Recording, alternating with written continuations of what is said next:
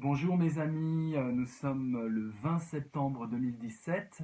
Bienvenue dans ce troisième numéro de Blur is the New Black. Le flou est la nouvelle tendance. Voilà, c'est une agora vidéo philosophique où nous allons dialoguer ensemble sur un thème que je vous propose lié à mes réflexions du moment. Ce thème est le suivant, l'amour profond. Voilà, l'amour profond, la profondeur de l'amour. On est tous plus ou moins concernés par ce sentiment magique, extrêmement vanté un peu partout. Et la question que j'ai envie qu'on aborde ensemble, c'est qu'en est-il de ce sentiment, de cette émotion, de ce cocktail d'émotions qu'est l'amour, sous l'angle de la profondeur.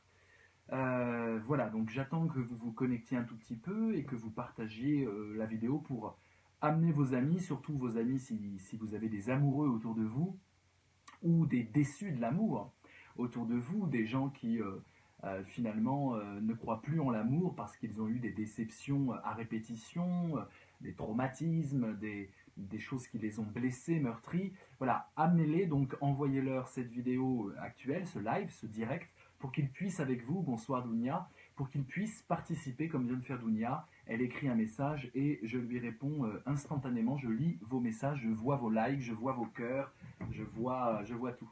Voilà, donc on va dialoguer comme ça sur ce mode-là. Maintenant, vous commencez à être habitués, c'est tous les soirs à 22 heures, tous les soirs possibles de ma propre vie. Voilà, salut Elisabeth, grand plaisir de vous retrouver. Donc l'amour profond, d'abord, c'est une expérience humaine. C'est une expérience que tout le monde croise. Je ne dis pas que tout le monde a éprouvé, que tout le monde éprouve, que tout le monde éprouvera. Mais en tout cas, c'est une expérience littéraire, d'abord, proposée à tout le monde. Un jour, tu peux tomber amoureux. Et d'une profondeur telle que tu ne vas pas t'en remettre. D'une profondeur telle que ça va te transformer, que ça va te changer en profondeur, ton identité, ton être. Cet amour profond littéraire, tous l'ont dans la tête, on l'a tous dans la tête depuis les contes pour enfants. On nous raconte avec la princesse et le prince charmant comment la profondeur d'un sentiment est capable de bouleverser la vie, partant d'une situation de crise. Dans un conte, en général, il y a des sorcières, des ogres et compagnie, à une situation de bonheur qu'on n'interroge plus. Ils vécurent heureux hein, quand même, et eurent beaucoup d'enfants. Iran, bonsoir Vincent, bonsoir à tous. Super, à tous, toutes.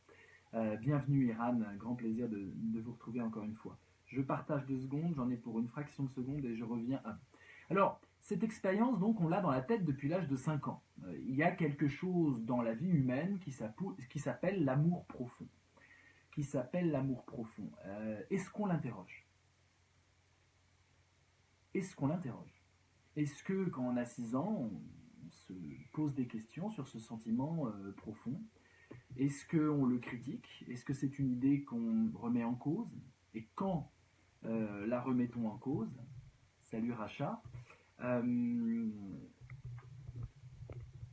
Est-ce que voilà, c'est à ça que je vous propose de réfléchir ce soir, c'est à interroger enfin d'où ça vient l'idée que dans la vie, une vie pleinement réussie, pleinement épanouie, doit passer nécessairement par ce sentiment étrange de l'amour profond. Donc, et puis ça se distingue de quoi? Vous savez bien qu'en philosophie, on doit faire des distinctions conceptuelles. Quelle serait la distinction? L'amour superficiel, l'amour consumériste, l'amour supermarché. Un peu comme dans adoptamec.com, vous savez, ils ont pris volontairement de façon provocante le logo d'un homme dans un caddie de supermarché. Voilà, adopte un mec, c'est-à-dire en fait trouve l'amour profond, mais ça reste superficiel, on ne peut plus superficiel. Il joue avec les codes de la profondeur et de l'aplatissement de ce sentiment-là. Et ça marche, et ça nous fait rire. Ça nous fait rire parce que l'amour en général a toujours tendance à être sacralisé. L'amour profond, c'est quelque chose presque d'intouchable.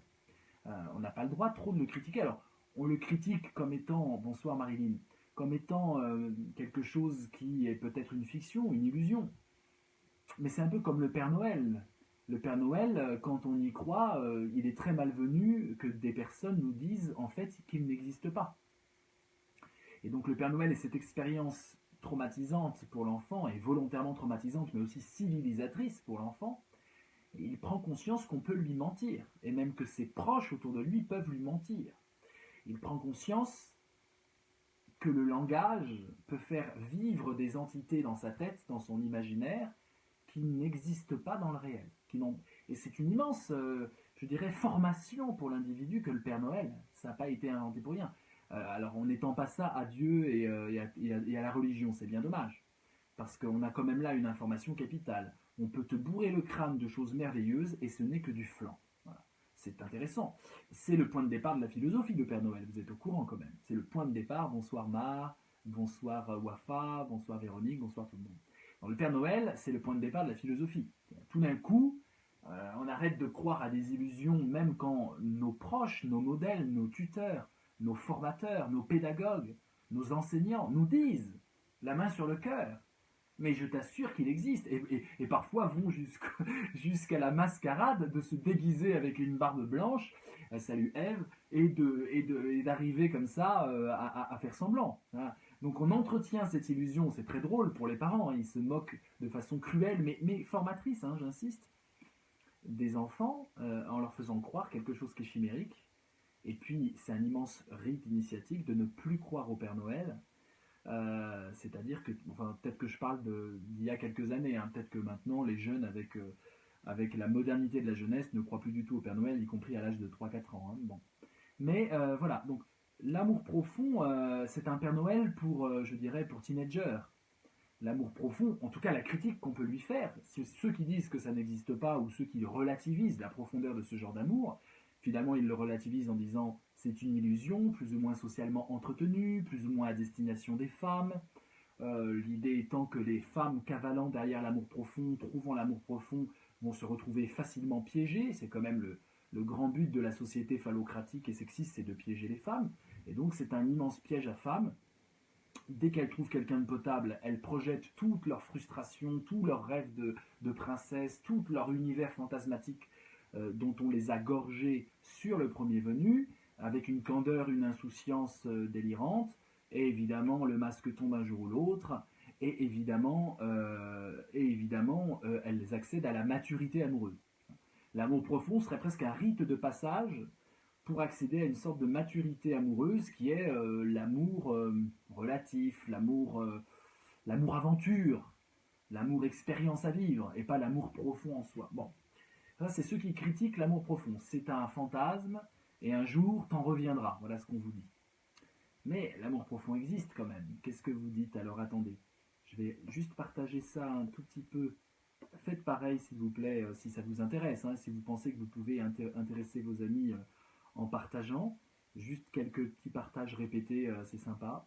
Et ensuite, je prends vos questions, bien sûr, c'est un interactif, c'est un dialogue. Hein, et j'insiste sur la qualité de dialogue. On est tous concernés par l'amour, je n'ai pas du tout le monopole de l'amour. Donc, allons-y gaiement, mes amis. Alors, attendez. Hop, voilà, j'ai partagé, c'est fait. Et j'arrive à lire vos messages. Hop. Lire le traité vif et plein d'humour de Ruénogien sur philosopher ou faire l'amour. Ok, lire le 1. Hichem, bonsoir Vincent, salut. Isabelle, l'amour profond pour moi, c'est avec soi-même en quelque sorte. Si on s'aime, on reste fidèle à ses choix, dont celui du projet, du partenaire ou autre. Très très intéressant, d'un amour profond pour soi-même, d'une sorte d'amour de soi, à distinguer de l'amour propre. Hein. C'est la distinction que vous connaissez de Rousseau. Rousseau, le philosophe, distingue l'amour propre et l'amour de soi. Et il faut de l'amour de soi, il faut s'aimer soi-même, c'est presque l'instinct de survie, hein, de vouloir sa conservation, de vouloir tenir dans l'adversité, dans cette vie qui est une guerre, voilà, tenir et parce qu'on s'aime, et puis l'amour propre, c'est se regarder avec arrogance, en méprisant les autres, se regarder avec narcissisme, avec égocentrisme. Et donc Rousseau condamne l'amour propre qui est pour lui une sorte de maladie de la société, alors que l'amour de soi, le bon sauvage, comme il dit, là naturellement, c'est quelque chose qui nous vient à nous-mêmes. Donc ce que tu décris, c'est vraiment l'amour de soi et la profondeur de l'amour de soi. Très intéressant. Amour profond et Père Noël, même supercherie. Non, je ne dis pas ça, je réfléchis avec vous, je n'ai pas de position sur l'amour profond. discutons ensemble de ça. Mais en tout cas, ceux qui critiquent l'amour profond, le critiquent en disant c'est comme le Père Noël, ça te passera. Hein, et on a beaucoup de désabusés de l'amour aujourd'hui. On a beaucoup de personnes qui, passé la quarantaine, cinquantaine, sont complètement revenus de l'amour, ont vécu 20 ans avec quelqu'un, un partenaire, une partenaire, et c'était de l'amour et c'est devenu de l'autre boudin, avec de la violence, avec des conflits qui vont très loin parfois, très très loin, en termes de manipulation, en termes de le partage des gosses, en termes d'avocats, enfin ça peut aller vraiment loin, les conflits amoureux, vous en avez tout, partout autour de vous. Et pourtant, quand vous remontez l'historique de ça, vous aviez des très belles histoires d'amour. Donc c'est un peu comme si l'amour profond, le risque de l'amour profond, c'est de perdre sa profondeur et de devenir une sorte de haine tout aussi profonde. C'est pas de perdre sa profondeur, c'est de rester dans une profondeur dangereuse. Une profondeur où l'amour profond, ancré, l'amour qui gouverne nos vies, l'amour qui fait battre notre cœur toute la journée, l'amour qui permet le sacrifice, l'abnégation, la douceur pour l'autre, consacrer l'énergie à l'autre, tout se passe comme si on restait dans le même degré de profondeur, on remonte jamais à la surface, mais on peut changer d'amour et aller dans la haine profonde, ou dans la rage profonde, ou dans l'humiliation profonde.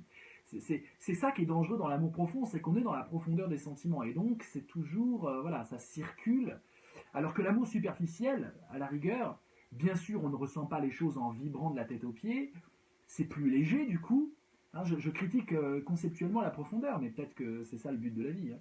C'est plus léger, mais quand on change d'amour superficiel, quelque part ça fait pas moins de vagues, et ça ne blesse pas, ça ne laisse pas les individus qui s'aimaient jadis.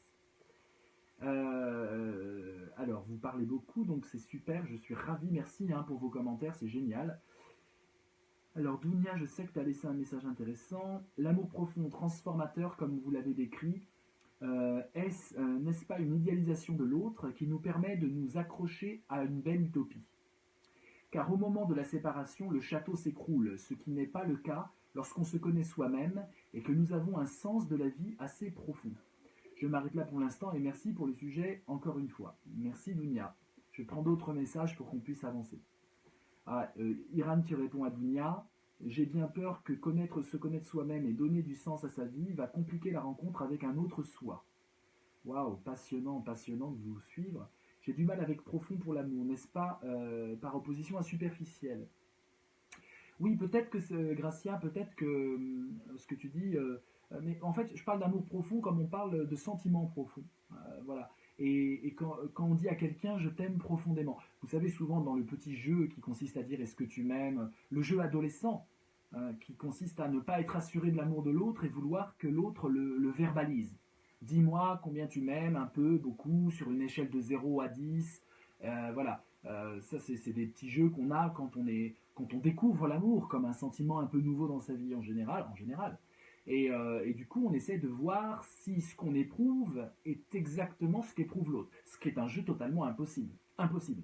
Parce que l'autre ne sait pas du tout ce qu'on éprouve, même si on lui dit avec des mots, c'est extrêmement dur de décrire un sentiment aussi vaporeux, aussi étrange qu'est l'amour. Qu'est-ce que ça veut dire? Ça veut dire qu'on prend soin de l'autre, ça veut dire qu'on pense à l'autre, ça veut dire qu'on veut le bien de l'autre, ça veut dire qu'on veut faire l'amour à l'autre, ça veut dire qu'on veut toucher l'autre, ça veut dire qu'on pleure quand l'autre n'est pas là, ça veut dire que quand il est là, c'est la fête, youpi, tralala, ça veut dire qu'on a envie de vivre toute sa vie avec l'autre, ça veut dire qu'on veut voyager avec l'autre, ça veut dire qu'on veut manger au restaurant avec l'autre, ça veut dire qu'on veut partager des émotions avec l'autre, ça veut dire qu'on partage des idées avec l'autre, ça veut dire qu'on veut parler avec l'autre, ça veut dire qu'on veut caresser le cœur de l'autre. Qu'est-ce que ça veut dire?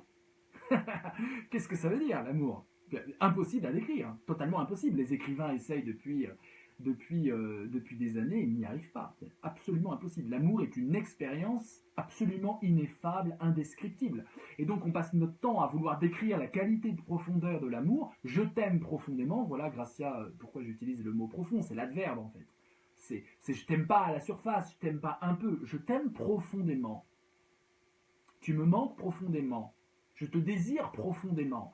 Cette qualité, je dirais, sur l'ordre des ordonnées, cette qualité de profondeur montre qu'en fait, malgré les vicissitudes de la vie, ce sentiment-là ne peut pas changer. Un peu comme la mer et les vagues. Voyez, si c'est profond, les petites vaguelettes ne vont pas l'emmener dans des directions comme un fétu de paille ou comme une girouette.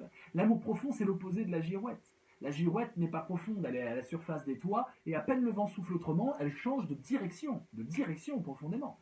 Non, pas profondément, superficiellement. Donc l'amour profond, c'est je ne serai pas une girouette.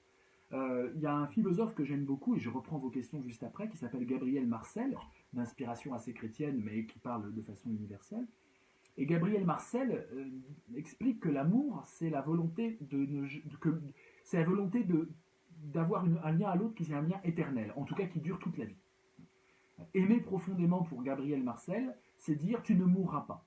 Parce que même quand tu mourras, tu existeras dans mon cœur. C'est tellement profond ce que l'on vit que même la mort ne peut rien contre notre amour. Et c'est peut-être une définition, vous voyez, on avance un peu grâce à vos réactions, c'est peut-être une définition de l'amour profond. L'amour profond, c'est celui qui résiste à la mort, en dépit de la mort.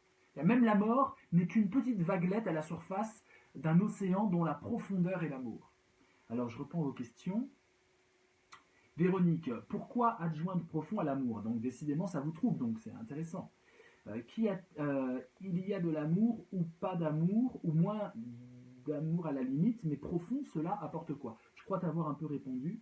L'amour profond, chose tellement utopique. Alors Kira, voilà, tu fais partie des désillusionnés de l'amour profond. À la vôtre, mes amis. Rien de tel que du vin croisé avec de l'eau, entre parenthèses, pour ce genre d'agora, ce qui apporte juste la fraîcheur nécessaire, mais qui ne monte pas trop à la tête. Voilà. Je sais, c'est scandaleux, je sais qu'il y en a plein qui ont crié là, en entendant que je dilue mon vin avec de l'eau, voilà.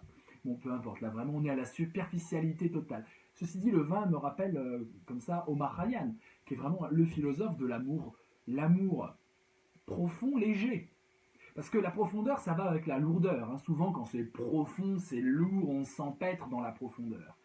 Mais Omar Khayyam, ce poète perse, hein, qui fait l'apologie du vin pas pour boire et se torcher la gueule, du vin juste comme une sorte de petite ivresse de vivre, hein, des jolies filles et puis de la légèreté et du bonheur de la vie. Il faut lire Omar Khayyam pour comprendre. Pourquoi le vin? Parce que le vin évite la profondeur. Je parle vraiment dans la poésie d'Omar Khayyam. Je ne suis pas en train de vous vendre une leçon pour boire, hein, mais dans Omar Khayyam, le vin, cette ivresse, c'est justement l'absence de profondeur. Pourtant, dit-il, il n'y a pas plus profond que l'amour que celui qui est léger comme un papillon. L'amour profond, c'est celui qui se permet la légèreté quand tout le monde est grave, sérieux en matière d'amour. C'est intéressant de voir que profondeur et légèreté peuvent se conjuguer.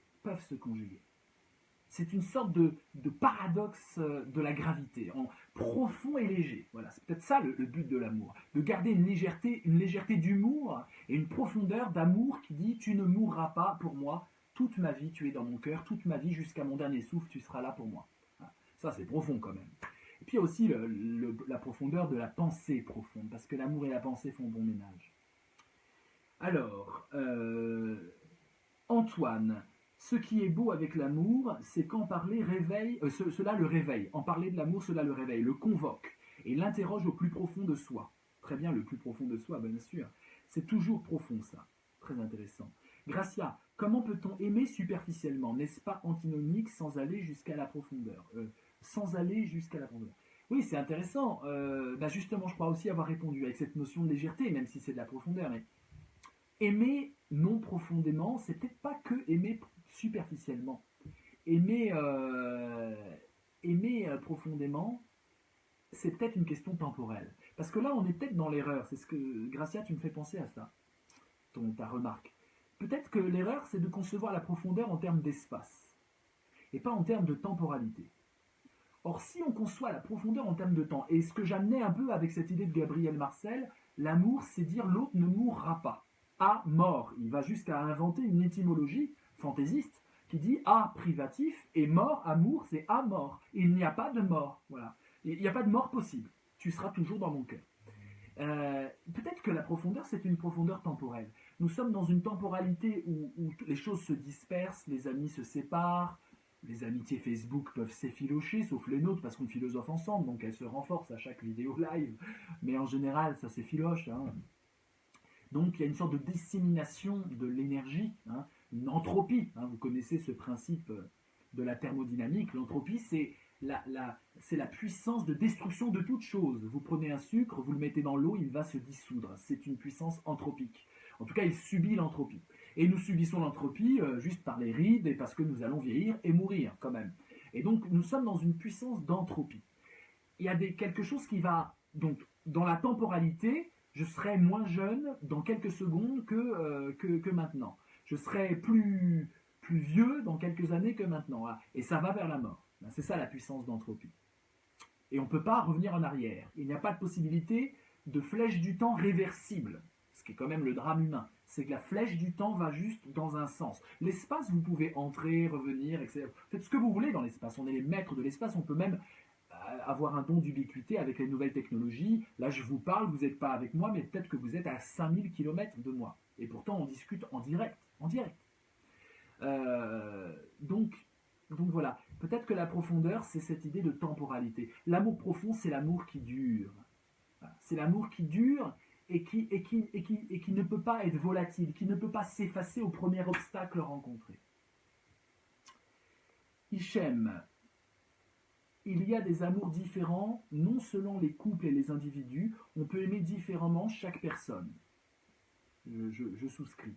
Et la haine éternelle, Vincent, ça existe, ça me fait peur. La haine éternelle, ah oui. L'amour profond, c'est risquer de mourir. Ah oui, tu parles de l'amour-passion, ouais. Puisqu'on peut s'y noyer. Linda, intéressant. Iran, mon père est mort il y a 5 ans et je l'aime plus que tout. Tout à fait plaisir ce que tu dis sur la mort éternelle. Il n'est plus là, mais j'ai l'impression que ce lien qui nous lie est plus fort. Bah, c'est un magnifique témoignage, Iran, de ce que tu dis, et qui illustre que d'ailleurs l'amour c'est pas que le couple, hein, c'est aussi l'amour filial, l'amour des parents pour leurs enfants, l'amour des frères, des sœurs. Et dire que c'est profond, c'est dire que ça dure. C'est pas une question d'espace. D'ailleurs, on sait très bien que dans l'amour, la séparation, contrairement au proverbe, n'est pas si grave que ça. Surtout aujourd'hui avec les nouvelles technologies. Alors bien sûr, il y a le manque, parce qu'après il y a la notion de sexualité, de désir sexuel, mais le cybersexe arrive, il est déjà là. Mais plus sérieusement, aujourd'hui, le problème d'espace est résolu. Le vrai problème, c'est le problème de temporalité. Combien durent nos amours? Vous connaissez ce livre, L'amour dure 3 ans.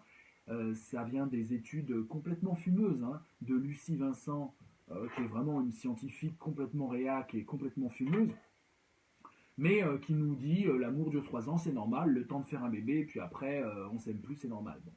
Moi, je pense pas. Je pense que ce qui tue l'amour, c'est pas tellement l'idée d'une inscription presque biologique hein, de l'amour, ce que fait Lucie Vincent, mais je crois vraiment que c'est une sorte de routine qui s'installe. Quand on interroge la plupart des gens, soit les problèmes viennent d'une mécompréhension au départ, c'est-à-dire on ne s'est pas mis d'accord sur un pacte commun.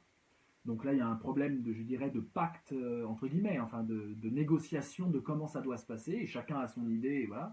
Soit c'est la routine. L'autre scénario d'un amour qui ne dure pas dans le temps, et qui est le plus répandu, je dirais comme ça, à 75%, à 3/4 des amours, c'est la routine. C'est-à-dire l'homme qui fait plus d'efforts, la femme qui fait peut-être plus d'efforts non plus, les enfants qui sont là et qui accaparent une énergie que du coup le couple ne peut plus avoir. Voilà. Et c'est de l'entropie. L'entropie, c'est une puissance anthropique. Et du coup, il n'y a pas de négantropie. Alors, excusez-moi pour les mots un peu savants, mais c'est intéressant dans nos agoras que vous fassiez un peu un vocabulaire nouveau, si c'est le cas. La négantropie, c'est l'opposé de l'entropie. Négation de l'entropie. Négantropie.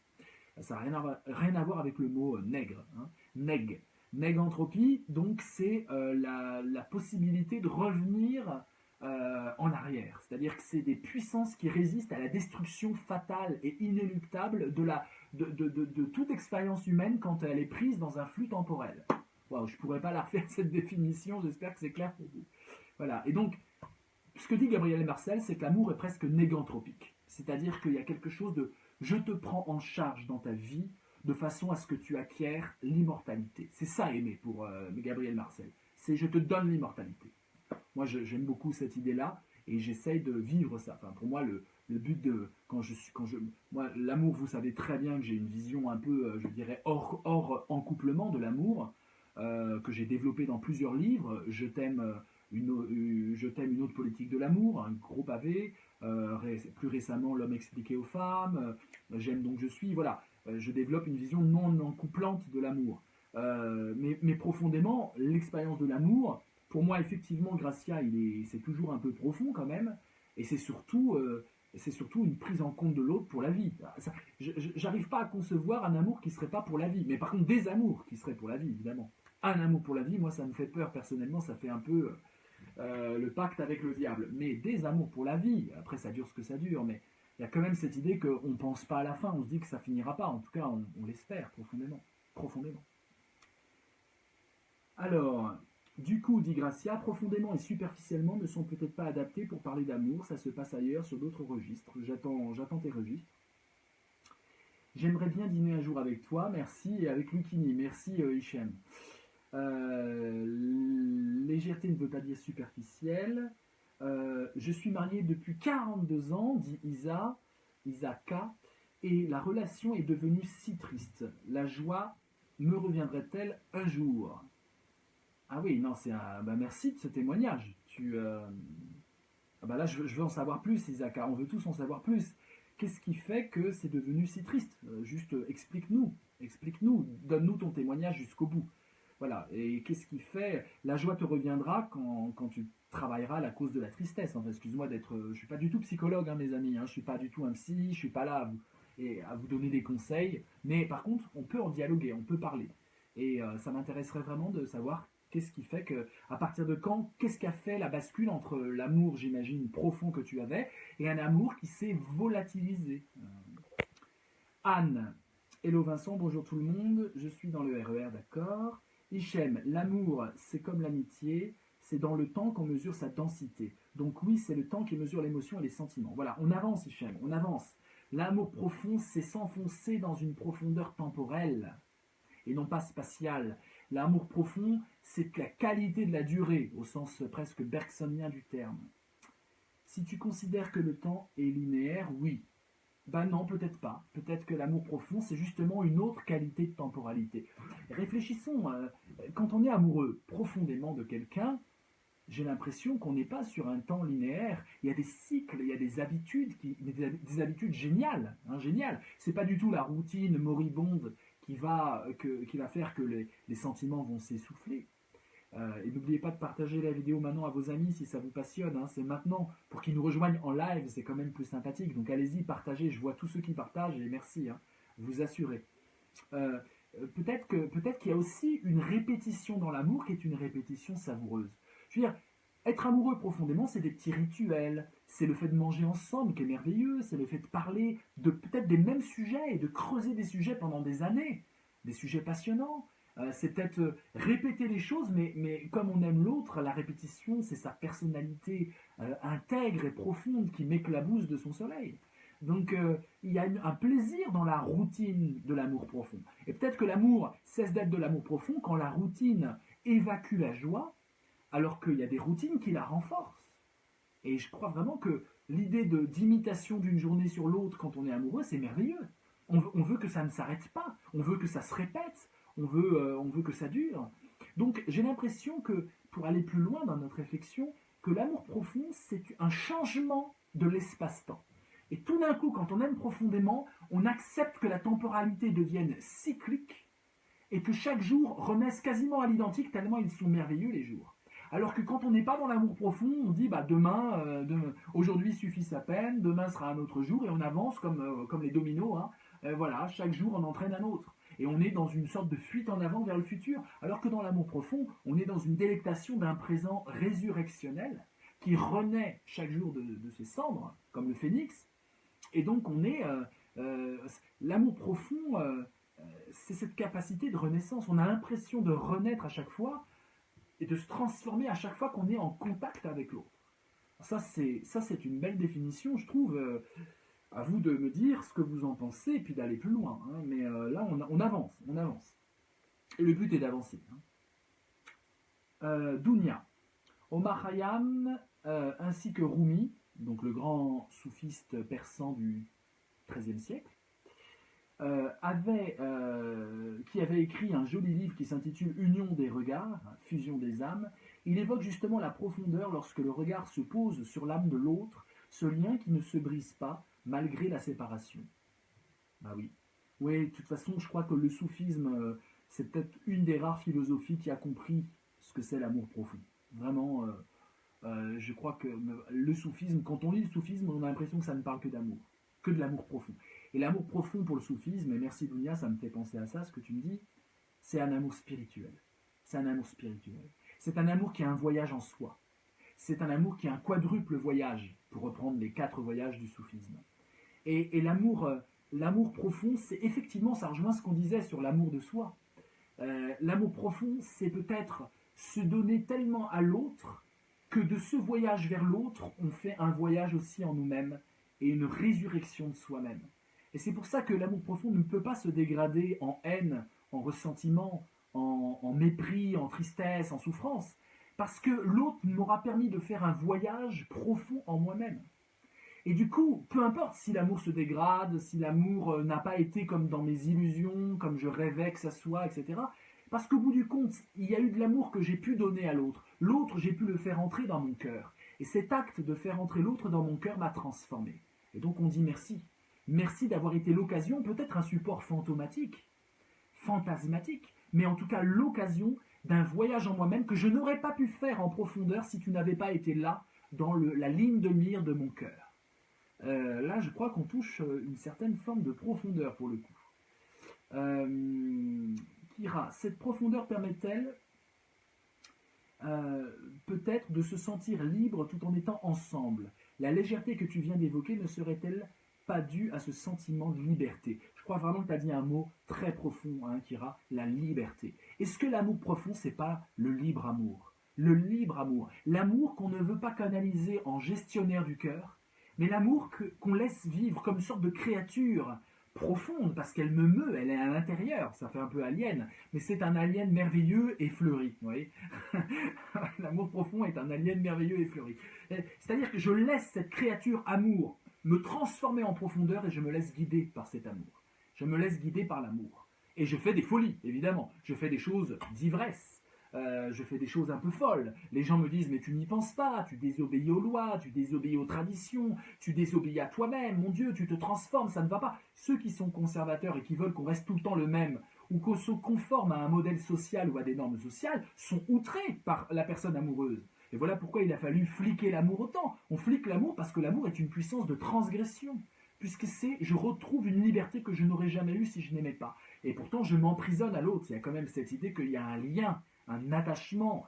Mais cet attachement à l'autre me libère. Cet attachement à l'autre me libère. Hichem, la séparation parfois c'est la même chose qu'un deuil émotionnellement, donc le rapport à la mort vise juste. Passionnant. Extraordinaire ta définition résurrectionnelle. Merci Eleonore. Béatrice, j'aime bien ce qui a été dit. J'aime bien ce qui a été. Tu dis sur cette. Ouais, j'aime bien ce que tu as dit sur cette temporalité.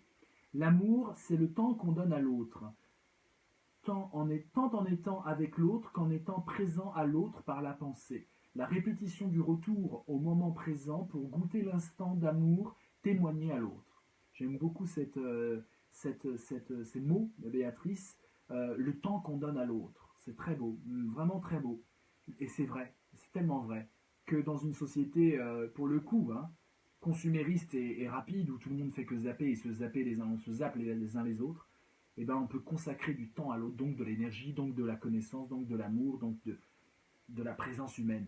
L'amour profond, ce serait un partage de présence, où ta présence déteint sur ma présence, et où on se transforme, et on transforme nos libertés ensemble. L'amour profond, ce n'est pas se poser de questions, c'est là tout simplement la sérénité et plénitude, l'amour conscient, Maëva. Béatrice, je me recycle avec l'autre que je mets dans mon cœur. Magnifique. Racha, j'arrive pas à comprendre c'est quoi l'amour. Définition de l'amour, Racha. Je crois qu'on en a abordé une très belle définition de l'amour, je ne pourrais pas vous les refaire, mais L'avantage de Facebook Live, contrairement à Twitter avec Periscope, c'est que les vidéos sont archivées. Mais vraiment archivées très clairement, on peut les télécharger, etc. Et donc voilà, tu pourras revoir la vidéo. Il y a beaucoup de définitions qui ont été données, mais une définition de l'amour profond. Je ne vais pas définir l'amour, je vais définir l'amour profond, carrément. Ça serait avoir une vie en prise avec la vie de l'autre, qui se décline, qui intensifie l'aventure de nos libertés. Voilà. Je ne pourrais plus le refaire non plus. Mais il y a cette idée d'une aventure qui s'intensifie parce qu'en se donnant à l'autre, je me donne plus profondément à moi-même. L'amour profond, c'est descendre profond en soi-même, profondément en soi-même, parce que je partage une aventure de liberté avec l'autre. On y est, hein, on y est, hein. Ce qu'elle n'a pas pu faire de 2000 ans de littérature, je crois qu'on y est arrivé là aujourd'hui. On est 62 à penser, hein, mais à 62 on y arrive. Hein. L'intelligence connective, c'est pas de la blague, hein, quand même. Pas de la blague. Oui. Alors, plus qu'une capacité de renaissance, n'est-ce pas plutôt la naissance d'une force invincible portée effectivement par de la spiritualité, dit Vola Nirina. Nirina. Très beau. Ouais. Béatrice, cet attachement à l'autre me libère de moi. Ah, point d'interrogation, tu dis Béatrice, me libère d'abord des pesanteurs du monde. Dans l'amour, il y a être sur un nuage, hein, ne plus toucher terre. Il y a cette idée de légèreté, en tout cas en français, c'est très bien rendu. Cette idée de légèreté, de flottement, d'ivresse, d'ailes qui me poussent dans le dos. Et donc, c'est d'abord, je me libère des pesanteurs. Je me libère de la gravité. Je me libère des angoisses. En fait, je me libère de la peur. Quand on est dans l'amour profond, alors que l'amour superficiel, il y a toujours la peur. Ah, elle peut me quitter, il peut aller loin, il peut me trahir, il peut me manipuler. Voilà, avec cette idée de manipulation maintenant qu'on met à toutes les sources dès qu'on parle d'amour, tout le monde est manipulé. Hein. Tout le monde est pervers narcissique, tout le monde manipule tout le monde, c'est atroce. À lire un peu ce qui se dit sur l'amour, on a l'impression que c'est un jeu de dupes, un jeu d'illusion, un jeu de miroir. Mais l'amour profond, on sait qu'on ne joue plus. On sait que c'est vrai. L'amour profond, il y a une sorte de certitude, parce que ça touche des choses en moi qui, de toute façon, me font avancer. Quel que soit le scénario de l'autre, ça me permet d'approfondir qui je suis à travers la rencontre avec l'autre. C'est l'idée d'une rencontre avec l'autre qui approfondit la rencontre avec moi-même.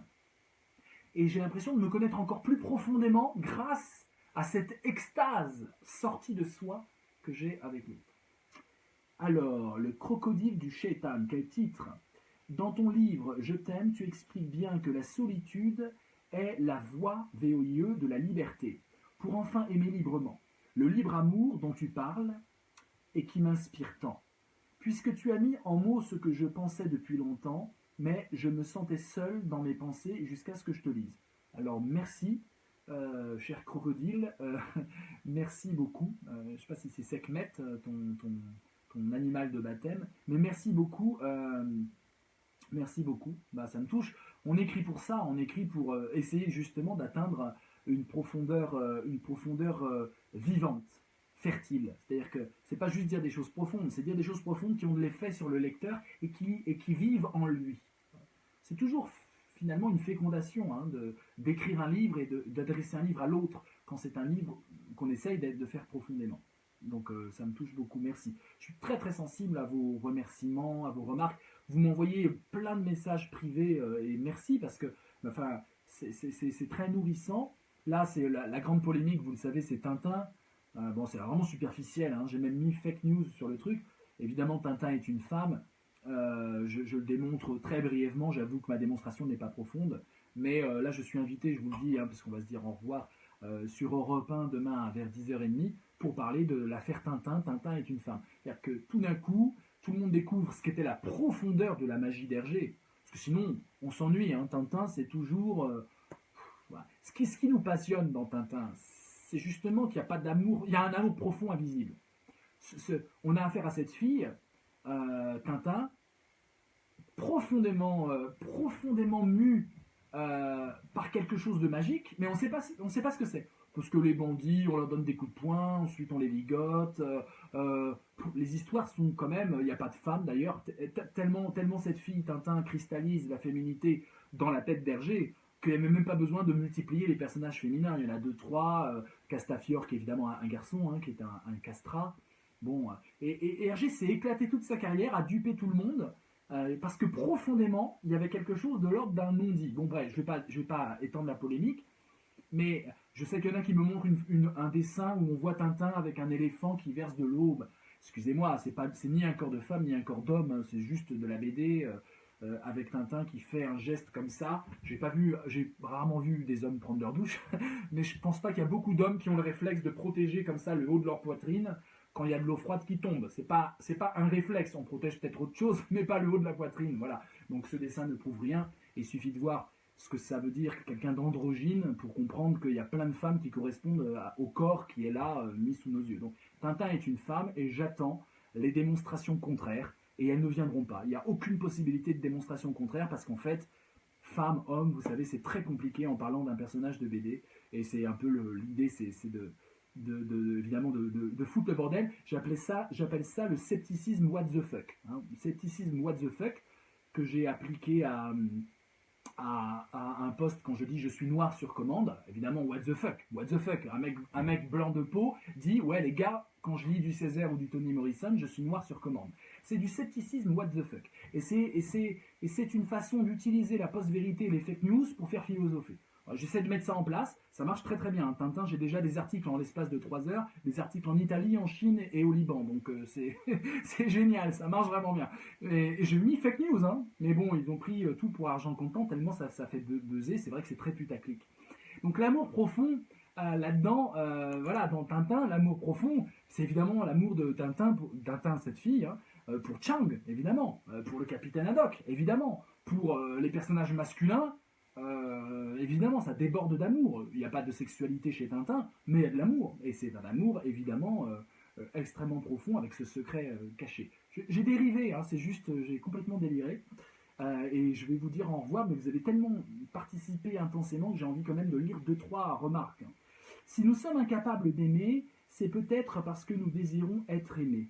C'est-à-dire que nous voulions, c'est Isabelle qui parle, Isabelle Brissot, c'est-à-dire que nous voulons quelque chose de l'autre, l'amour, au lieu de venir à lui sans revendication et ne vouloir que sa simple présence. Milan Kundera, tu cites L'insoutenable légèreté de l'être, qui est un magnifique livre sur l'amour, évidemment, à lire à Prague. Merci. Béatrice, on transforme nos libertés ensemble, oh que c'est beau.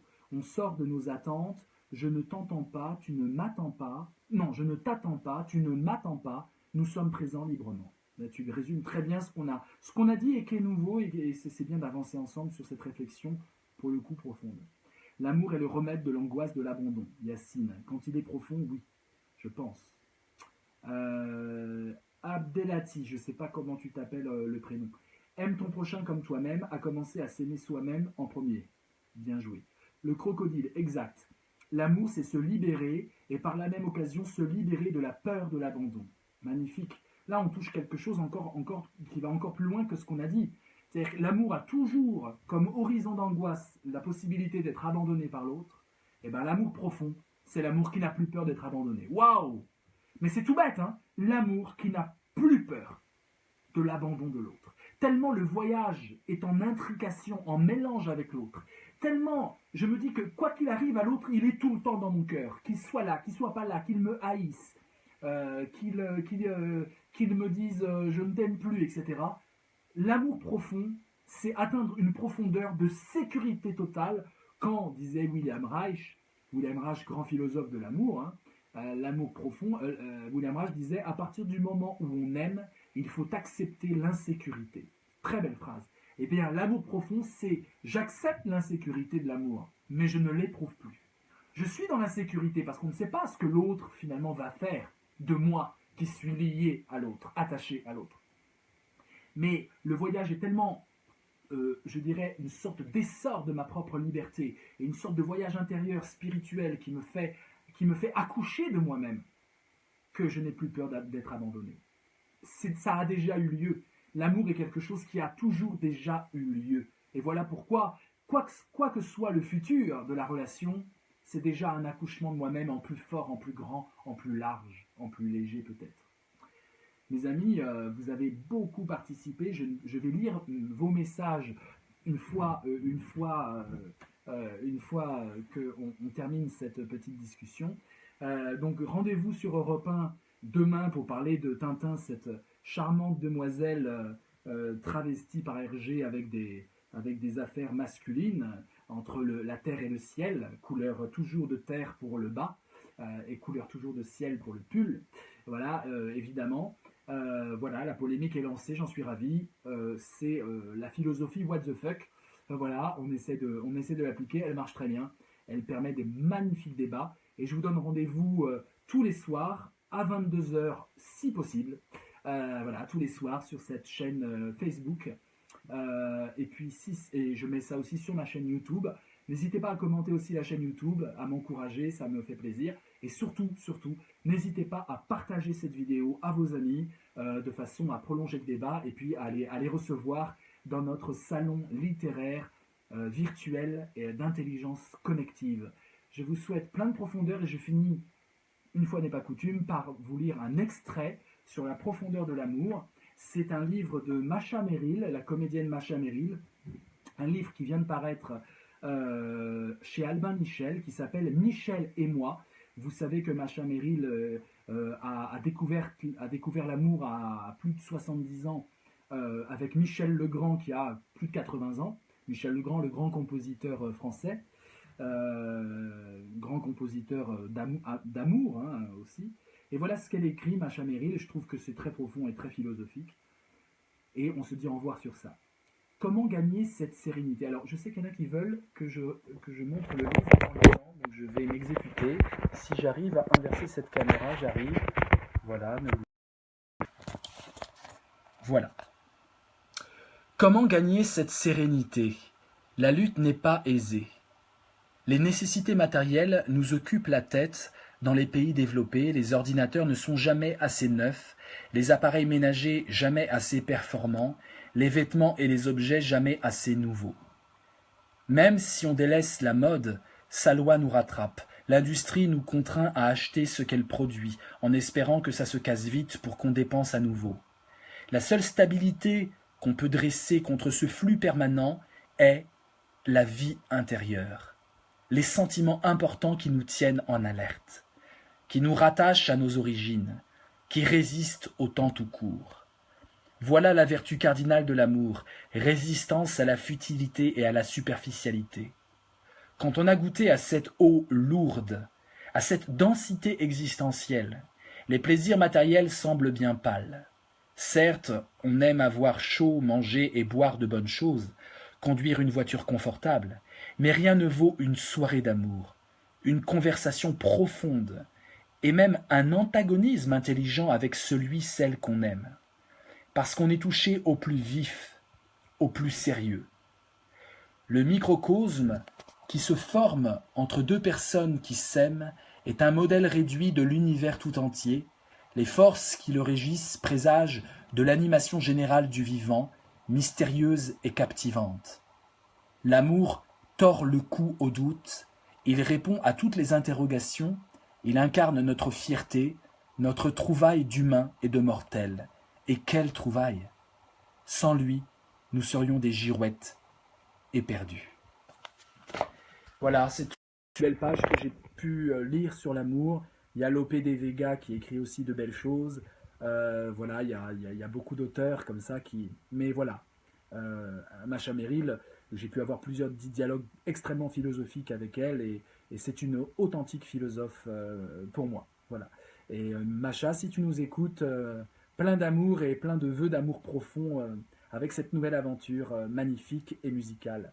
Mes amis, voilà, je vous embrasse fort et puis je vous dis à demain, peut-être, si possible, 22 h, partagez cette vidéo et à très vite. À bientôt.